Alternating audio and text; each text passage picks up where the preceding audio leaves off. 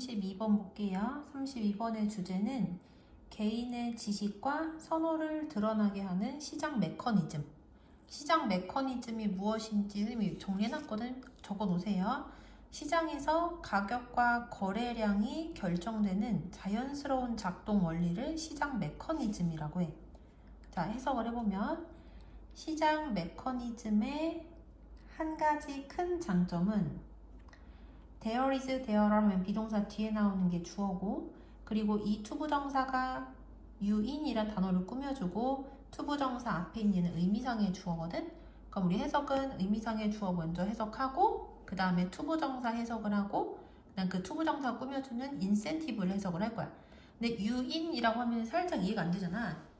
유인을 사전 그대로 보이는 사람을 끄는 것이란 뜻인데 그렇게 보면 이해가 안 되거든. 그래서 여기서는 동기 또는 이익이라고 해석해도 딱 맞아요. 자, 해석을 해보면 시장 메커니즘의 한 가지 큰 장점은 개인들이 그들의 행동을 통하여 그들의 지식을 드러내도록 하는 유인이 이익이 있다는 것이다. 다시 개인들이 그들의 행동을 통해 그들의 지식을 드러내는 것이 드러낼 때 이익이 있다는 것이다. 이렇게 해석하니 더 자연스러워. 자, 무슨 얘기냐면 시장 메커니즘에서는 내가 가진 정보를 숨기지 않고 행동으로 더 드러낼수록 더 좋은 거래를 하거나 손해를 피할 수 있는 기회가 생긴다는 뜻이야.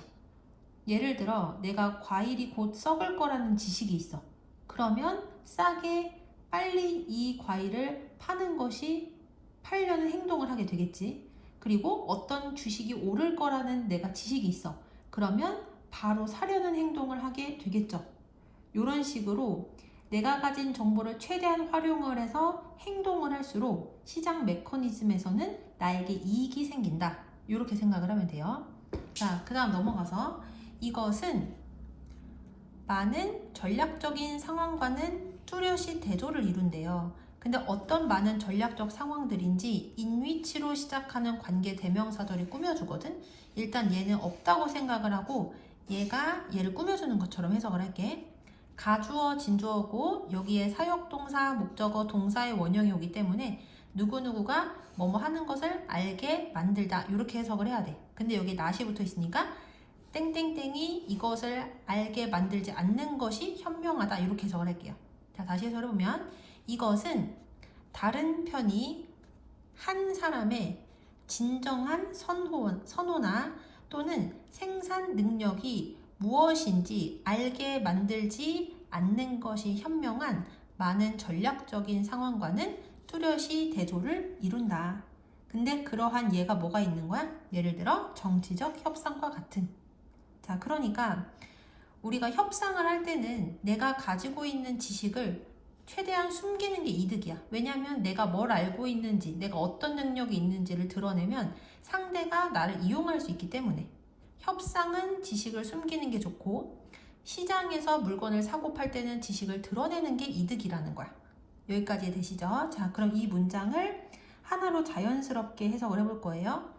이것은 다른 측이 한 사람의 진정한 선호나 또는 생산 능력이 무엇인지를 알게 만들지 않는 것이 현명한 많은 전략적인 상황과는 뚜렷한 대조를 이루는데 정치적인 협상을 예로 들 수 있다. 이렇게 해석을 할게. 답지에 여기를 마지막에 해석하라고 했으니까 여기까지 이해되시죠? 자, 그 다음 넘어가서 that 뒤에 주어가 없으니까 얘 주격 관계 대명사야. 그러면 괄호치고 화살표 앞쪽으로 on the spot 하면 그 자리에서 또는 바로바로 라는 뜻이거든. 그래서 바로바로 다 팔리는 완전 경쟁 시장은 그러한 전략들을 위한 여지를 남겨두지 않는다. 완전 경쟁 시장이라는 것은 가격이 상황마다 수요와 공급에 따라서 바로바로 조정이 되는 시장을 완전 경쟁 시장이라고 하거든. 그래서 이런 완전 경쟁 시장에서는 가격이 즉시 조정이 되기 때문에 숨기기 전략은 통하지 않는다는 얘기야. 그리고 여기에서 이 룸은 불가산 명사거든요.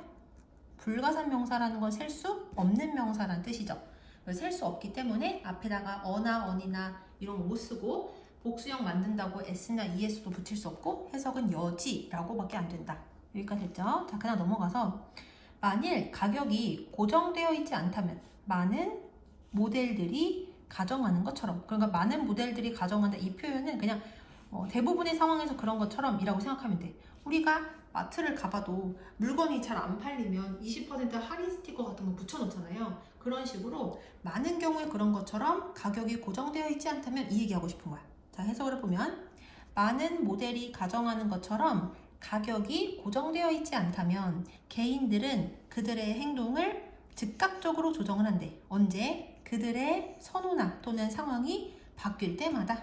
다시, 많은 모델이 가정하는 것처럼 만일 가격이 고정되어 있지 않다면 그들의 선호, 자기들이 원하는 거나 또는 상황들이 변화할 때마다 사람들은 즉각적으로 그들의 행동을 조정을 한대. 그럼 어떤 식으로 상황마다 바로바로 행동을 조정하는지 그 예가 다음 문장에 나오거든요.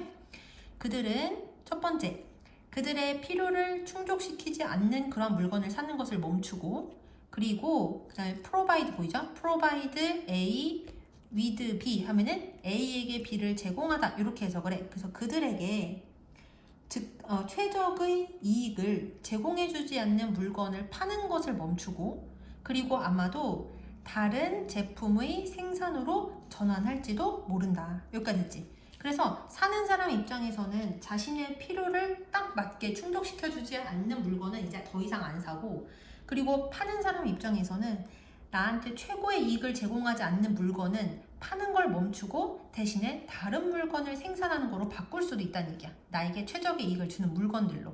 이해되시죠? 자, 그 다음 마지막 문장. 2% 시작하는 내용이 여기까지예요. 자, 해석을 해보면, 근데 일단 2% 시작한 이 내용 안에 더 팩트 that 해가지고 동격의 대시 나왔다는 것도 하나 확인을 해야 돼. 됐죠? 자, 해석을 해보면 예를 들어 만일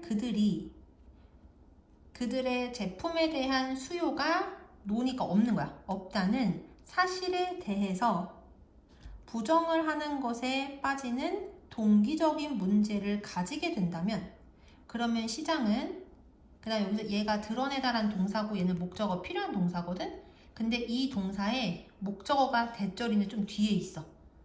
여기까지 되시죠? 원래는 얘네 둘이 맨 뒤에 가 있어야지 맞는데 중간에 굳이 집어넣은 거야.